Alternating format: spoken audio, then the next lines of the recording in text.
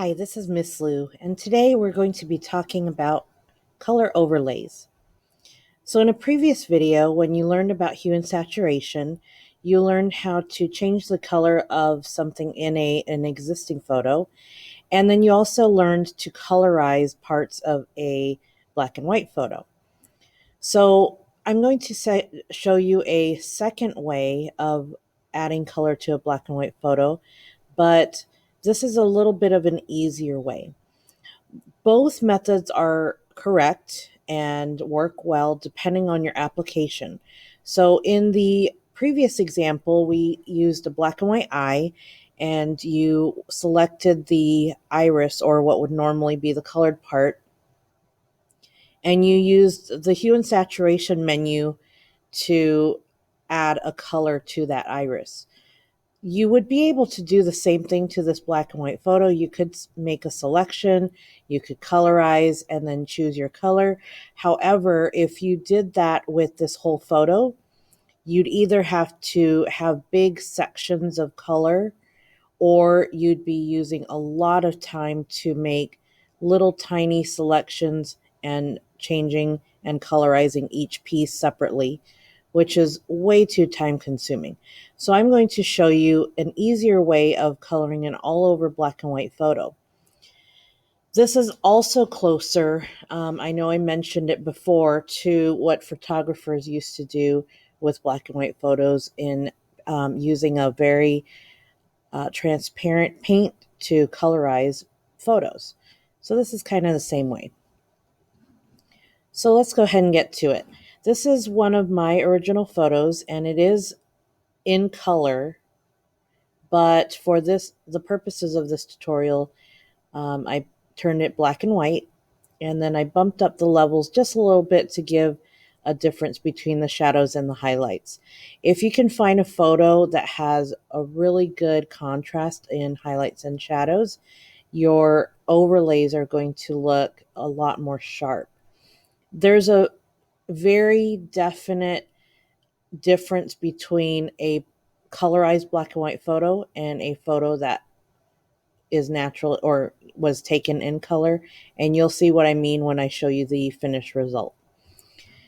So in the layers palette, you're going to click on new layer to add a new layer, and we're going to change the mode of this layer, and that's right now it's a normal mode, which makes sense, but we're going to change it to overlay mode. And I'll show you what happens with that if it's not an overlay versus if it is changed, and why you want it in overlay. Overlay basically is, if you can picture stained glass, if you were to put a very thin piece of colored glass on top of something, you'd still be able to see everything underneath. Or in other words, it's almost like wearing sunglasses of a different color and looking out, and you can see everything in a certain color. So this just kind of adds like a transparent sheet in a way. You're just using the paintbrush, and just as we've talked about before about blending, you're going to want a soft brush. We can change the size as we go. You want to set the opacity down somewhat. For this, we're going to go a little bit towards the middle. And there's a couple of ways that you can go about coloring this. You could use the selection tools and make large selections to protect certain portions of your picture, which is what I'm going to do. Or you could just take the paintbrush and just start painting. The benefit of using a selection tool to map out certain sections of your workspace is that you're going to do a lot less correcting later on. So if I were painting the sky, for example, and some of my paint color got onto the mountains, I could make sure to use my eraser tool and go back in and erase it from the mountains. But again, we're all about trying to save time. So even though this seems like you're using a little bit more time to carefully make a selection, in the long run, it actually makes it a lot easier. So if you noticed, I'm on the original photo to make my selection of the sky. And you also probably noticed right away that my edges are really horrible. And that's only because the magnetic lasso is trying to grab the clouds, but that's easy to fix. I'm just going to take the rectangular marquee, make sure I have Unite selected, and I'm just going to draw a rectangle or loop around all the areas that I want to keep. Okay, so that looks really good so far. And again, as I always say, don't be afraid to zoom in. See, right there, I missed a little spot, so that's really easy to fix.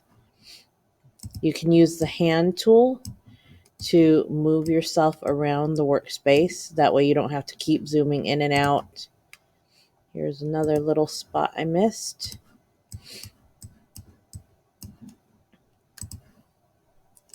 And you're just double checking your selection before you actually color it.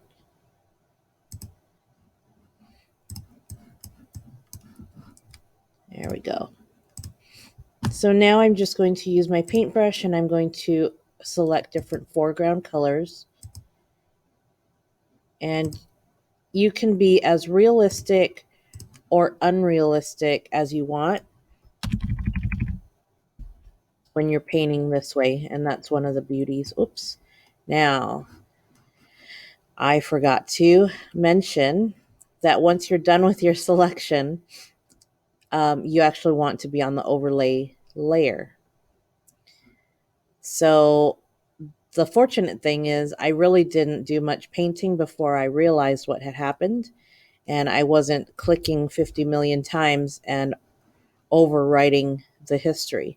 So just go back one, make sure I'm on layer 1, and I'm going to go ahead and you notice how light the color is now, lighter than it was originally. It's going to be lighter already anyway because I set the opacity down, but it should be lighter than what was happening when I was on the background because it's an overlay. So I'm going to add more and more color, and then I'm going to show you what happens if this layer is not an overlay.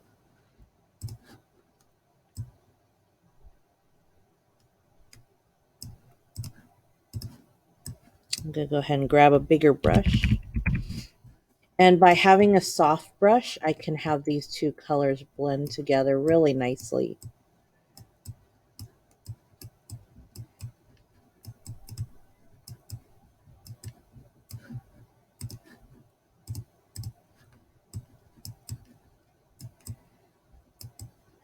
There, I'm about happy with that. So what happens if this is not an overlay? If I went back to a normal mode, do you see how all of the details just kind of got washed over? So it's basically like you put a thick coat of paint over your photo and now you lost all that detail. You can kind of see a little bit of clouds, but again, that's because I was working with very opaque layers of paint. But if you keep it in overlay, the very white whites stay white and the very dark blacks stay black. So basically, I'd be going around finishing this photo by using my selection tools to grab the water, coloring that, and then I can use the selection tools to overall grab the mountains and the grasses and all of that because I don't really care if some of the colors in the grasses and the rocks blend. I think it looks better that way. So here's what my finished version looks like. And again, you can see I went a little bit more on the realistic route with the sunset. I wasn't that scientific about where my colors went, just something that I eyeballed and did to my liking.